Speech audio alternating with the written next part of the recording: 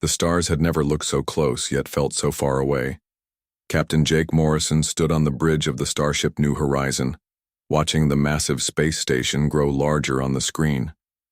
Nexus Prime was bigger than any city on Earth. Its metal towers stretched out like fingers, reaching into the darkness of space. "First time seeing anything like this," said Commander Lisa Hayes, standing beside him. She was Earth's best diplomat, chosen to speak for all humans in this historic meeting. Her hands were steady, but Jake could see the worry in her eyes. The radio crackled. An alien voice spoke in perfect English, though it sounded cold and bored.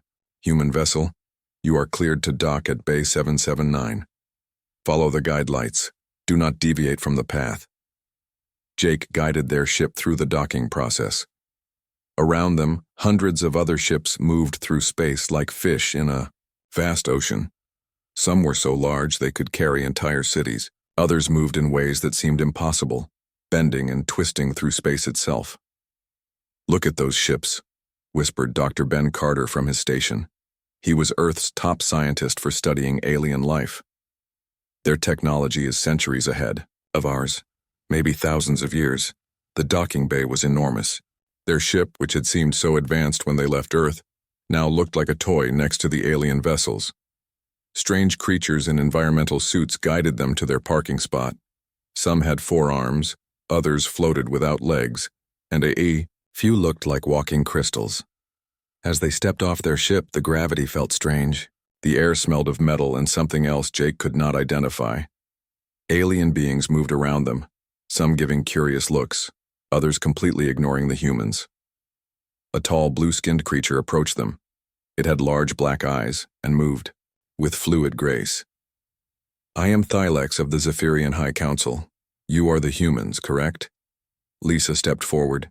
"Yes, I am Commander Lisa Hayes, representing Earth and humanity. We are honored to meet you." Thylex looked at her for a long moment. Its face showed no emotion. "How long do your people live?" "About 80 to 100 years, Lisa answered. "Interesting. Most species here live for at least 500 years. The Karathi live for over 1,000. Thylex turned and began walking. "Follow me. The council is waiting." They walked through corridors filled with wonders. Screens showed star maps of the entire galaxy. Machines hummed with power that could probably run all of Earth for years. Aliens of every shape and size conducted business, their voices creating a symphony of different languages. The council chamber was a vast room with a dome ceiling that showed the stars above. 3 groups sat in raised seats looking down at a small platform in the center. The Zephyrians with their blue skin and graceful movements. The Karathi, covered in metal armor that seemed to be part of their bodies. And the Vex, tall and muscular, with sharp teeth and red eyes. "Humans," announced Thylex, "step forward." Lisa walked to the center platform. The alien studied her like scientists examining a new insect. She felt very small and very alone. A Karathi spoke first. Its voice sounded like it came from a machine. "Your technology is primitive. Your ships are slow. Your weapons are basic. What can you offer the galactic community?" Lisa had prepared for this question. "We offer our knowledge, our labor, and our friendship. We are eager to learn and contribute." A Vex leader laughed, showing sharp teeth. "Friendship? You are children, playing with toys. Your entire species could not defeat one of our patrol ships. Your biological data is curious," added a Zephyrian. "You have no psychic abilities, no special physical traits. You die quickly. Most concerning, you seem to fight among yourselves constantly. Why should we trust such a violent species?" "Dr. So." Carter stepped forward. "If I may speak, we have observed remarkable things about human adaptability. We can live in many different environments. We learn quickly. We solve problems in new ways." The aliens looked amused. Thylex waved a hand dismissively. "Many species adapt. The Karathi have enhanced themselves with technology. The Vex have bred themselves for strength. The Aquarians can survive in any liquid environment. You are not special." The meeting continued for hours. The aliens asked questions that made humans sound weak and useless. They compared human achievements to galactic standards and found them Lacking. Earth's greatest scientists were children by their standards. Earth's most advanced technology was primitive junk. Finally, the council reached their decision. Thylex stood up. Humans will be granted observer status. You may trade on basic routes. You may purchase outdated technology that we no longer need. You may establish small colonies in systems we do not want. You will report to regional governors and follow all galactic laws. This is a great honor, added the Karathi leader, though its tone suggested otherwise. Many species never advance beyond observer status. Be grateful. Lisa felt her heart sink, but she kept her voice steady. We thank the council for this opportunity. As they walked back to their ship, Jake could see the disappointment on everyone's faces. Observer status was just a polite way of saying they were not important enough to matter. They treat us like children, muttered Dr. Carter. Worse, said Lisa. They treat us like pets. But Dr. Carter was thinking about something else. During the meeting, he had noticed things the aliens missed. They were old, comfortable, set in their ways. They had not changed their technology in centuries. They had not faced real challenges in so long they had forgotten how to grow. Humans were different. On Earth, they had to fight for everything. They had to adapt or die. They had to keep learning and changing just to survive. As the New Horizon left Nexus Prime, Dr. Carter made notes in his journal. The aliens thought they knew everything about humans. They were wrong. They had just made the biggest mistake in galactic history. They had underestimated humanity. 25 years had passed since humans first met the galactic powers. What the aliens expected to be slow progress had become something they never imagined possible. Engineer Amy Rodriguez stood in her laboratory on Mars Station, looking at her latest creation. The quantum fold communicator hummed quietly on the table. It was smaller than a human hand, but it could send messages across the galaxy in minutes instead of weeks. Test successful, she announced to her team. We just improved galactic standard. Efficiency by 300%. Her assistant, Dr. Kevin Lee, shook his head in amazement. The Karathi have been working on this technology for 500 years. We figured it out in 6 months. Amy smiled. That's because we didn't assume it was supposed to be complicated. Sometimes the simple answer is the right answer. Across the solar system, Captain Tony Martinez was testing humanity's newest starship. The Earth's Pride was sleek and fast, built using lessons learned from studying alien designs. But humans had not just copied alien technology, they had made it better. All systems green, reported his navigation officer. Ready for hyperspace jump. Take us to Alpha Centauri, Tony ordered. The ship jumped to hyperspace. What should have taken 3 days took 18 hours. The Earth's Pride was faster than anything the Karathi had built, more efficient than Zephyrian vessels, and tougher than Vex warships. How is this possible? Asked the communication officer. We've only had galactic technology for 25 years. Tony grinned. Because we don't think like them. They build ships the way their ancestors did. We build ships the way they should be built. On Earth, General Claire Watson was reviewing reports from human colonies across the galaxy. Every report told the same story. Humans were not just surviving in their assigned systems, they were thriving. Colony ships that were supposed to take decades to establish basic settlements were building cities in 5 years. Mining operations that should have produced modest profits were exceeding all projections. Defense installations that were meant to barely protect themselves were strong, enough to defend entire sectors. General, said her aide, Colonel Nina Foster, we have a problem. The galactic powers are starting to ask questions. Claire looked up from her reports. What kind of questions? They want to know how we're advancing so fast. The Karathi trade. Minister sent an inquiry about our manufacturing capabilities. A Zephyrian science team requested permission to study our research methods. The Vex are asking about our military doctrine. Claire stood up and walked to the window. Outside, she could see the orbital shipyards where humanity's new fleet was being built. Each ship was more advanced than the last. Each design incorporated new innovations that alien engineers had never considered. "What do we tell them?" asked Nina. "The truth," Claire said. "We tell them we're learning." But learning was not the whole truth. Dr. Sam Turner had discovered something disturbing in the galactic databases. For thousands of years, the three dominant powers had been controlling the advancement of other species. They shared only old technology, kept the best innovations to themselves, and made sure no one could challenge their dominance. Sam had found the evidence hidden in trade records and technology transfers. Every time a minor species developed something new, the galactic powers would buy it, classify it, and lock it away. They kept the galaxy frozen in time to maintain their control. "We need to be careful," Sam told the Human Leadership Council. "If they realize what we're really doing, they'll try to stop us." But it was too late to hide human progress. On the rim worlds, human colonies were solving problems that had plagued the galaxy for centuries. Dr. Julie Martinez had developed new medical techniques that could cure diseases the aliens thought were incurable. Engineer Carol Brooks had designed power systems that were 10 times more efficient than anything the Karathi had built. The breakthrough came when Nina Foster led a secret mission to acquire Vex military data. The mission should have been impossible. Vex security was legendary. Their fortress worlds were supposed to be impenetrable, but Nina did not try to fight the Vex on their terms. Instead of using brute force, her team used deception and misdirection. Instead of advanced technology, they used simple tools in clever ways.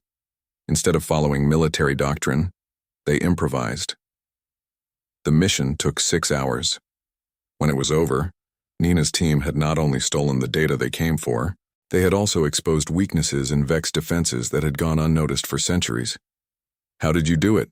asked Admiral Ryan Cole when Nina reported back. "We thought like humans," Nina said. "The Vex expected us to act like other galactic species.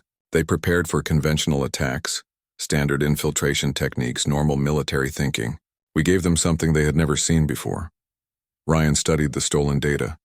It contained information about Vex weapons, ship designs, and military strategies. But more importantly, it revealed how the Vex thought.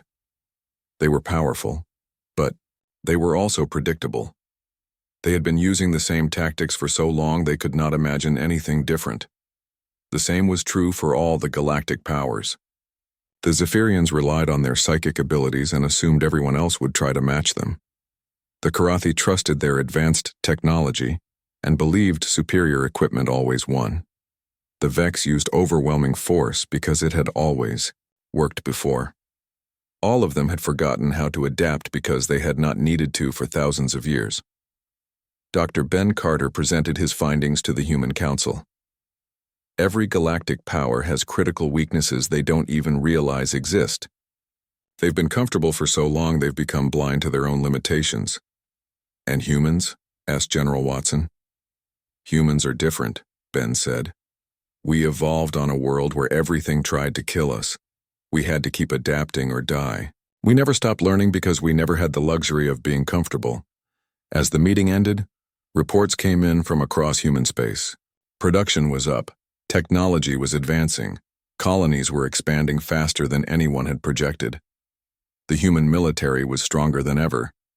But the most important news came from the frontier worlds. Human traders were making contact with minor species that had been ignored by the galactic powers. These species were eager to trade with humans because humans offered better deals, better technology, and most importantly, better treatment. For the first time in thousands of years, the galactic balance was shifting. The old powers were still strong, but they were no longer the only game in the galaxy. Humanity had found its place among the stars, and that place was bigger than anyone had imagined. The first sign of real change came from the frontier worlds. Captain Matt Johnson was leading a survey mission to establish a new human colony when his ship detected something impossible. "Captain," said his science officer, "these readings can't be right. The atmosphere is mostly methane. The temperature is minus 40 degrees. The radiation levels would kill most species in hours." Matt looked at the data streaming across his screen. By galactic standards, the planet was completely uninhabitable. The Karathi had surveyed it centuries ago and marked it as worthless. The Zephyrians would not even consider landing there. The Vex had no use for worlds they could not conquer and hold. "Send down the advance team," Matt ordered.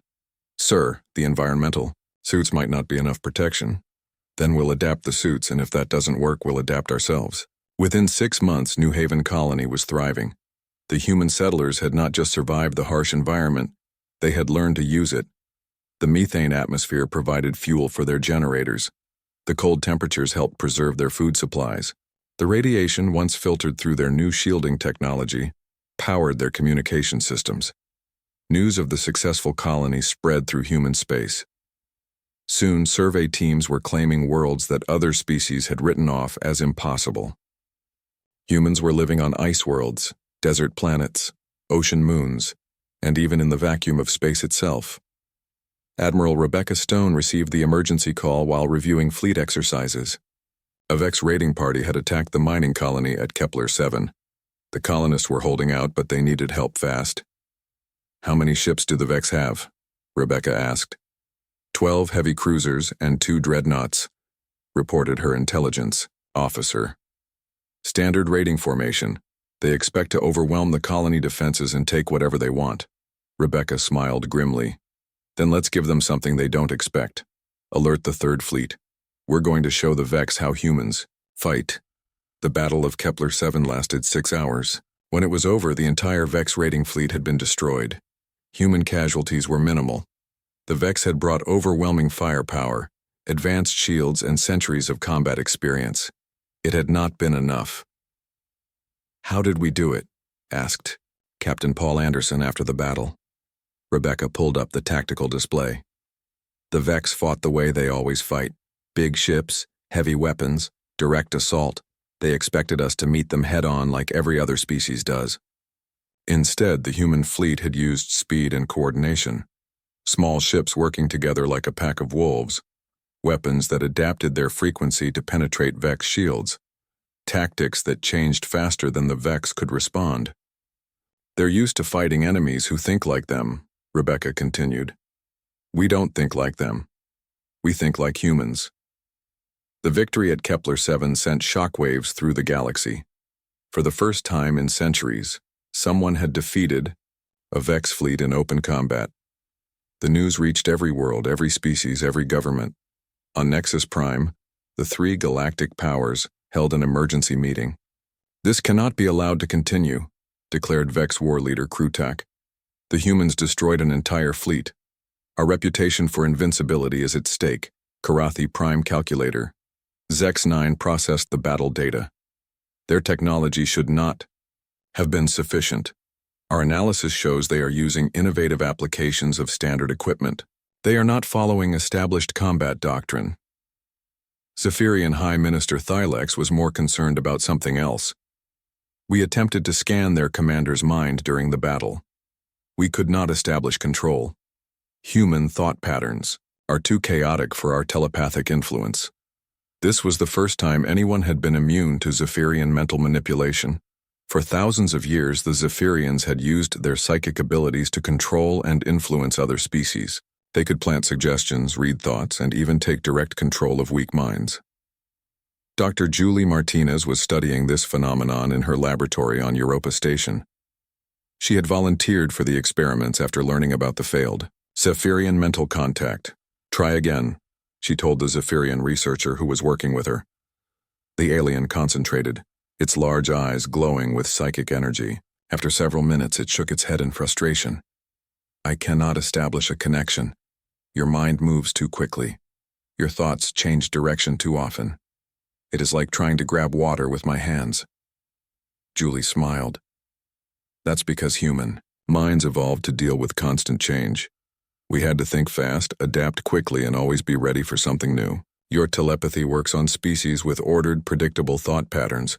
We don't have those." The implications were staggering.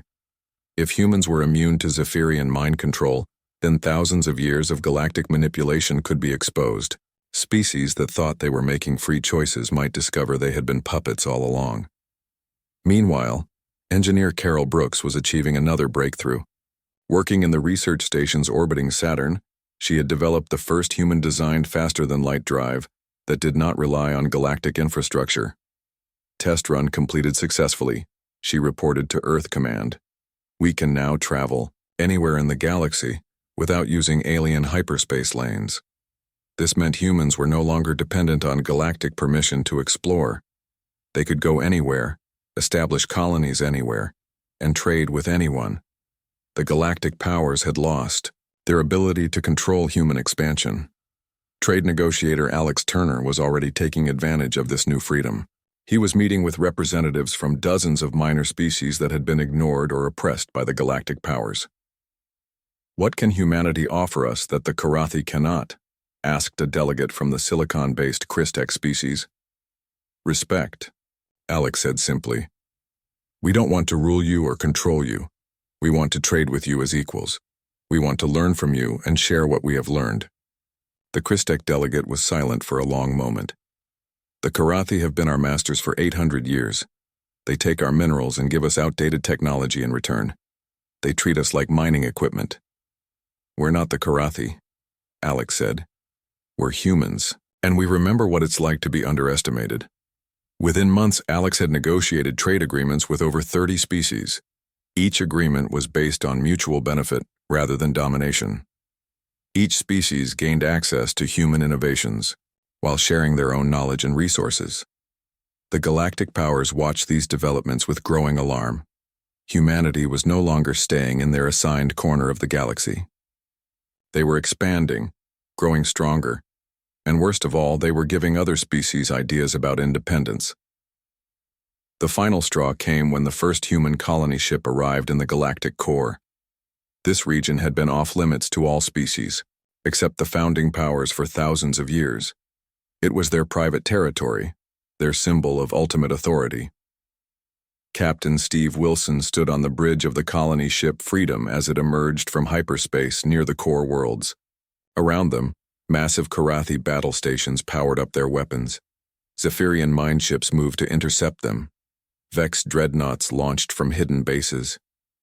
"They're trying to surround us," reported his tactical officer. Steve smiled. "Let them try.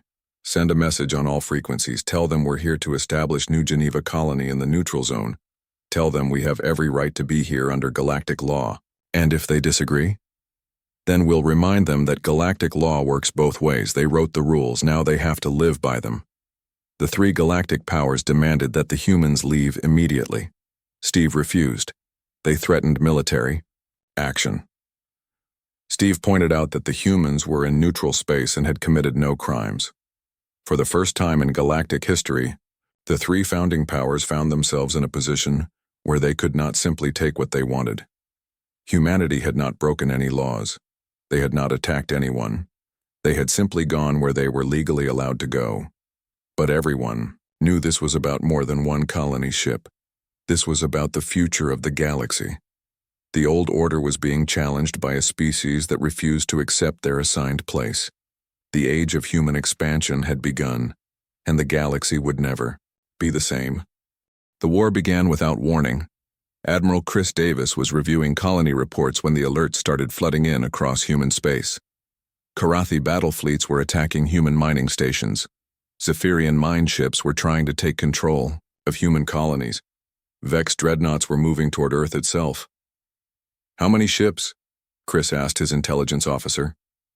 "Over 3,000, Admiral. The largest fleet ever assembled in galactic history. All three powers are coordinating their attack."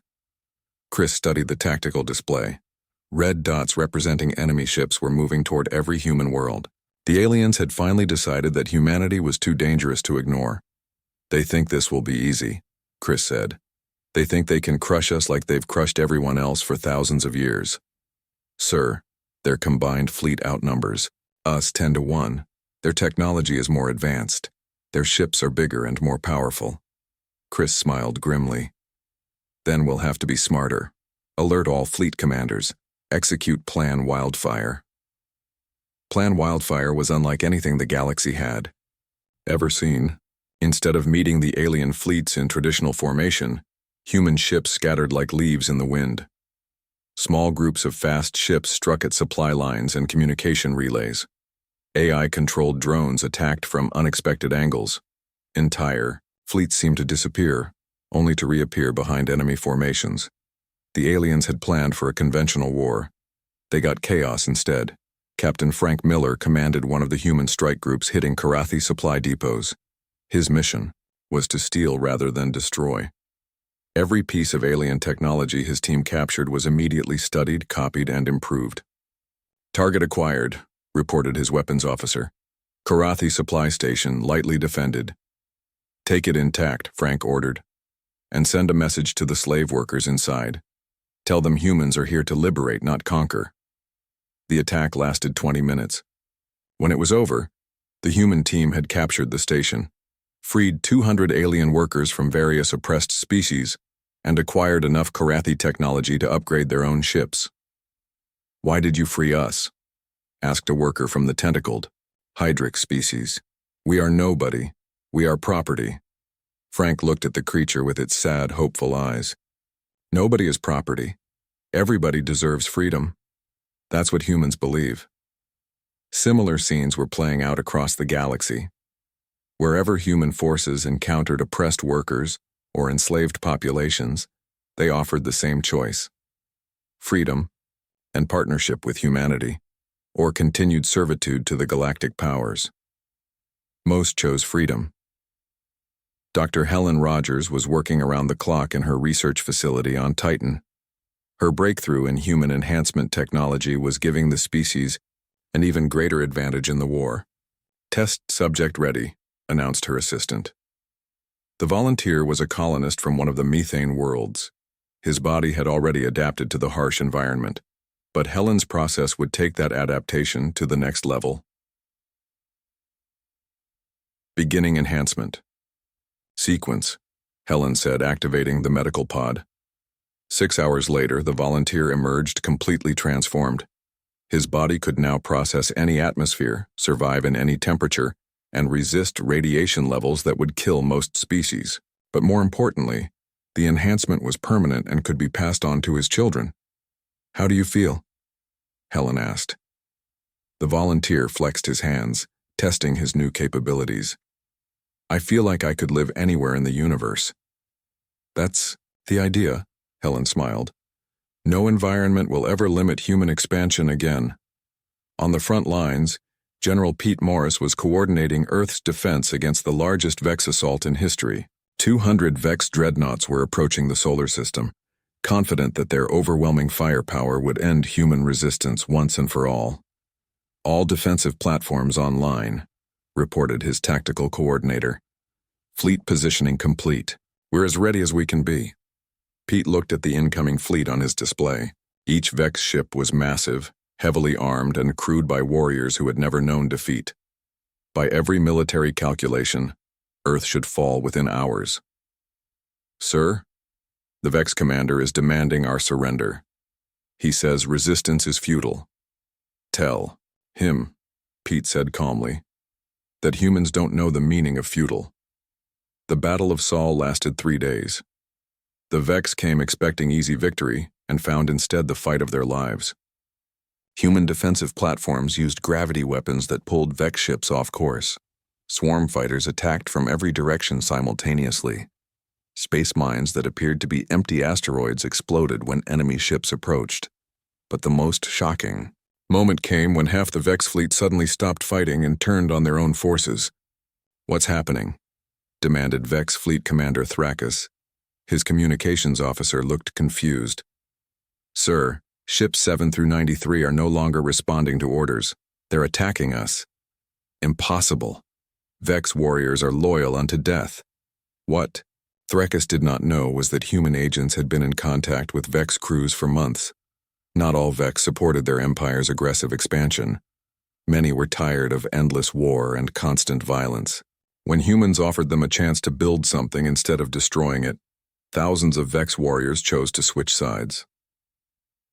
Dr. Carl Johnson watched the battle from his research station on Mars. His studies of human evolution had revealed something remarkable about his species. Humans were the only creatures in the galaxy that had evolved through constant competition and change. Every other species reached a point where they were safe, he explained to his research team. They found their perfect environment and stopped evolving. They became comfortable. But humans never stopped facing challenges, said his assistant. Ice ages, volcanic eruptions, asteroid impacts, climate changes. Earth kept trying to kill us, so we kept adapting. Exactly. While other species were perfecting what they already had, humans were learning to become something new. We never stopped growing because we never had the luxury of stopping. This evolutionary advantage was showing itself throughout the war. Human soldiers adapted to alien tactics faster than the aliens could change them. Human engineers modified captured alien technology in ways the original designers never imagined. Human diplomats convinced enemy species to switch sides by offering them something the galactic powers never could: the chance to grow beyond their limitations. Trade negotiator Grace Lee was having remarkable success with this approach. Working from a mobile command center, she was making contact with oppressed species throughout the galaxy. The Karathi have ruled us for 600 years, said a representative of the crystalline shard people. They harvest our energy and give us nothing in return. What if I told you that humans have developed technology that could triple your energy output while using only half your resources? Grace asked. The alien's crystal body flickered with interest. Is this possible? We've already done it on 3 other worlds. The difference is we don't take your energy for ourselves. We help you use it to build whatever you want to build. Within days, the Shard people declared independence from Karathi rule. Their rebellion spread to neighboring systems as other crystalline species learned that freedom was possible. Similar uprisings were occurring throughout galactic space.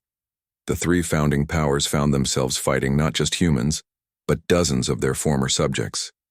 Species that had been slaves for centuries were suddenly armed with human technology and inspired by human ideals. Engineer Beth Murphy was leading the technical support efforts for these new allies. Her team was working to upgrade obsolete alien equipment with human innovations. This Aquarian water processing system is 1,000 years old, she told her engineers. But look what happens when we apply human efficiency principles. The upgraded system could process 10 times more water using 1/10 the energy. Similar improvements were being made to weapons, communication systems, life support equipment, and industrial machinery. How is this possible?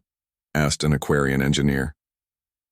The Karathi told us this was the best technology available. Beth shook her head. The Karathi lied. They kept you using old technology to keep you weak. We're giving you what they should have given you centuries ago. As the war continued, the balance of power shifted dramatically. The Galactic Alliance was discovering that their overwhelming numerical advantage meant nothing when their enemies could adapt faster than they could plan. Diplomat Linda Clark was negotiating with moderate factions within the 3 founding powers. Not all Karathi supported their government's aggressive policies. Not all Zephyrians approved of mental manipulation. Not all Vex wanted endless war. Your people are tired of fighting, Linda told a group of Karathi dissidents. Your resources are being wasted on maintaining dominance instead of building prosperity. But if we stop fighting, we lose our position in the galaxy, said one of the Karathi. You lose your position as rulers, Linda corrected, but you gain a position as partners. Humans don't want to replace your empire. We want to help you build something better. The offer was simple. Join the human coalition and help create a new galactic order based on cooperation instead of domination. The alternative was to continue fighting a war they could not win against an enemy that grew stronger with each battle. As reports came in from across the galaxy, one thing became clear. The old order was crumbling. 5 years after the failed Galactic Alliance assault, President Linda Clark stood before the largest gathering of species in galactic history. The new assembly hall on New Geneva Station could hold representatives from over 300 worlds, and every seat was filled. Today marks the beginning of a new age, Linda said, her voice carrying to every corner of the vast chamber. An age where no species rules over another, an age where knowledge belongs to everyone, an age where the galaxy grows together instead of tearing itself apart. The applause came from creatures of every shape and size imaginable. Blue-skinned, Zephyrians sat next to crystalline shard people. Former Vex warriors shared seating areas with the aquatic species they had once oppressed. Karathi engineers worked side by side with human technicians to manage the station's systems. Admiral Steve Wilson watched the ceremony from the station's command center. 5 years ago, he had been the captain who brought the first human colony, shipped to the Galactic Core. Now he commanded the Galactic Defense Force, a fleet made up of ships and crews from dozens of species. "Hard to believe how much has changed," said his aide, a young Karathi officer named Zek 7. "The technology has changed," Steve agreed. "But more importantly, the thinking has changed. We used to see differences as threats. Now we see them as opportunities." The transformation had been remarkable. Under the old system, each species had been forced to develop in isolation, limited by the artificial restrictions imposed by the galactic powers. Under the new system, every species contributed their unique abilities to shared projects. Dr. Amy Foster led the Galactic Research Consortium from her laboratory complex orbiting Proxima Centauri. Her team included the best minds from 100 different species, all working together to solve the galaxy's greatest challenges. The Vex strength enhancement techniques combined with Zephyrian mental coordination and human adaptability, she explained to her research team. "We're not just adding these abilities together. We're creating something entirely new." The results spoke for themselves. Diseases that had plagued species for millennia were being cured in months. Energy problems that had seemed impossible were solved with elegant solutions that no single species could have developed alone. Even the basic challenges of space travel were being revolutionized by interspecies cooperation. Captain Joe Murphy commanded the exploration vessel Unity as it prepared to leave the galaxy entirely. His crew included members from 20 different species, each contributing their unique abilities to the mission. "Final systems check complete," reported his Aquarian navigator. "Hyperspace calculations verified by our Karathi engineers. Mental coordination established by our Zephyrian communications officer." Joe smiled as he looked around the bridge. "And human curiosity to drive us forward into the unknown, take us beyond the rim." The Unity disappeared into hyperspace, carrying the hopes and dreams of the new galactic civilization toward distant stars. It was the first of many exploration missions that would have been impossible under the old system of isolation and competition. Back on New Geneva Station, engineer Mary Thompson was overseeing the completion of the galaxy's new capital. Unlike the old Nexus Prime, which had been designed to intimidate and control, New Geneva was built to welcome and include. The station can house representatives from over 500 species, Mary explained to a group of visiting dignitaries. Each section is designed to accommodate different environmental needs. Aquatic species have their water districts. Silicon-based life forms have their crystal gardens. Gas giant species have their pressure chambers. But the most revolutionary aspect of New Geneva was not its technology. It was its philosophy. Every decision was made by consensus among all member species. No single group could force their will on others. Everyone had a voice, and everyone's voice mattered. The former galactic powers had adapted to this new reality in different ways. The Karathi, with their logical nature, had embraced the efficiency of cooperation. Many of their best engineers now worked on multi-species projects, sharing knowledge that had been hoarded for centuries. "We calculate that shared development produces superior results to isolated research," explained Karathi Prime calculator Zex Prime. "Our cooperation with human engineers has advanced our technology by 300 years in 5 years." The Zephyrians had been slower to adapt, but those who embraced the new order found that cooperation enhanced their psychic abilities. Working with human unpredictability and Vex directness created mental harmonies they had never experienced before. "Our telepathic network now includes dozens of species," said Zephyrian Council member Thylex. "Each mind adds new perspectives and capabilities to our collective consciousness." The Vex had perhaps changed the most dramatically. Their warrior culture had been redirected from conquest to protection. Former Vex raiders now served as peacekeepers, using their strength to defend weak species from the remaining holdouts of the old system. "We once conquered worlds," said Vex General Krutak. "Now we build them. It is more satisfying than war." Dr. George Turner had spent years studying the transformation of galactic society. His research showed that humanity's impact went far beyond technology and politics. They had fundamentally changed how species thought about progress and development. The old system was based on fear, he explained to his students at the New Geneva University. Fear of being conquered, fear of being left behind, fear of change itself.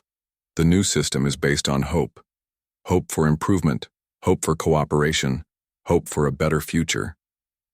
This philosophical shift had practical consequences throughout the galaxy. Species that had been enemies for thousands of years were now working together on joint projects. Trade flowed freely between worlds that had never trusted each other. Young beings from different species were studying together and forming friendships that would have been impossible under the old system. Commander Kate Davis led the Galactic Peacekeeping Force, ensuring that the transition to the new order remained peaceful. Her teams included volunteers from every member species, united by their commitment to preventing the old patterns of domination and oppression. We responded to a distress call from the Helix sector, Kate reported during a security briefing. A group of former Karathi loyalists were trying to re-establish the old tributary system on 3 minor worlds. How did you handle it? Asked Admiral Wilson. We offered the loyalists a choice. Join the new order as equals, or face the combined response of 50 species who refused to return to the old ways. They chose cooperation. This pattern was repeated throughout the galaxy. The few remaining supporters of the old system found themselves increasingly isolated as more species experienced the benefits of equality and cooperation. Why accept subordination when partnership was available? Why settle for scraps when you could have a full share? The most remarkable change was in the younger generation. Children from different species were growing up together, learning each other's languages and customs, thinking of the galaxy as one big community, rather than a collection of rival powers. My daughter has friends from 12 different species, said a human colonist on New Geneva Station. She doesn't see them as aliens, she sees them as neighbors. This was perhaps humanity's greatest gift to the galaxy, the idea that diversity was a strength rather than a threat. Humans had always been a young species, forced to adapt and change rapidly. They brought that adaptability to galactic civilization, showing older species that growth was still possible. The old galactic powers still existed, but they had become regional governments within the larger federal structure. Those who had adapted to the new system prospered. Those who clung to old ways of thinking found themselves governing empty worlds as their populations migrated to human-allied territories. The galaxy chose freedom, President Linda Clark observed during her final address to the Assembly. Not because we forced that choice, but because we showed that freedom was possible.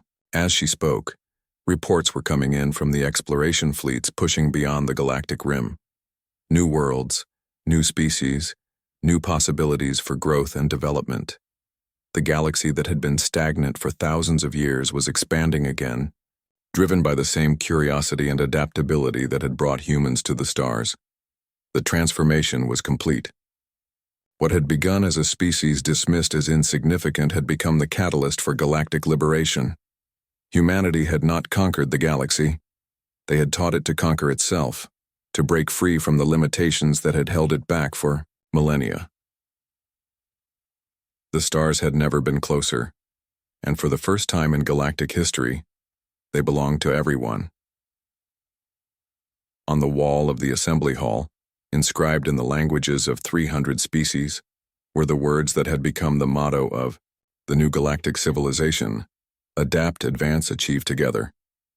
Below that, in smaller text, was a simple acknowledgement: in memory of those who were once ignored but refused to remain ignorant. The galaxy had learned. The galaxy had grown. The galaxy had become what it was always meant to be: not a hierarchy of rulers and subjects, but a community of equals reaching for the stars together.